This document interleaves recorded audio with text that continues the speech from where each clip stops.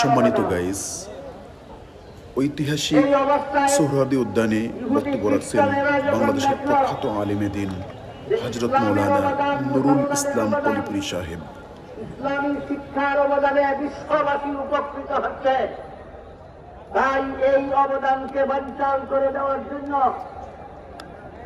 চিরাচরিত অভ্যাস মতো মুসলমানের আন্তর্জাতিক খেদমত, আন্তর্জাতিক অবদানকে বানচাল করার এজেন্ডা বাস্তবায়ন করার জন্য ইহুদি খ্রিস্টানদের পক্ষ থেকে কুখ্যাত সাদ আত্মনিয়োগ করে।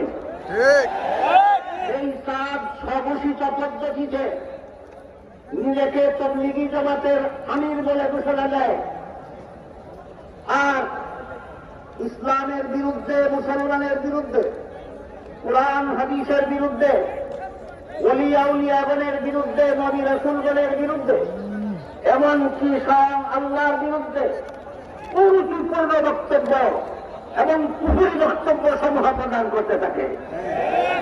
যে কারণে সারা বিশ্বের তাবলীগী জামাতের মূল ধারা এই সাদ এবং সাদের কুখ্যাত অনুসারীদেরকে তাবলীগী জামাতের অবাঞ্ছিত ঘোষণা করেছেন।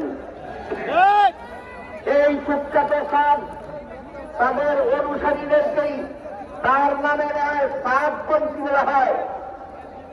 এরা যদিও শিক্ষিত সমাজে সাদপন্থী নামে পরিচিত, কিন্তু সর্বস্তরের মুসলমানদের কাছে এরা সাদিয়ানি নামে পরিচিত।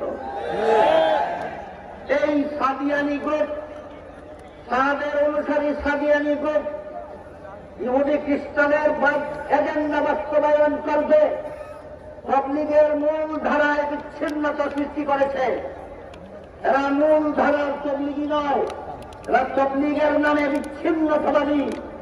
যেমনভাবে কাদিয়ানীদের ইসলামের নামে কর্মকাণ্ড চালাবার কোন অধিকার নয়, তেমনিভাবে সাদিয়ানীদের তাবলীগের নামে কোন কর্মক্ষেত্র চালাবার অধিকার নয়।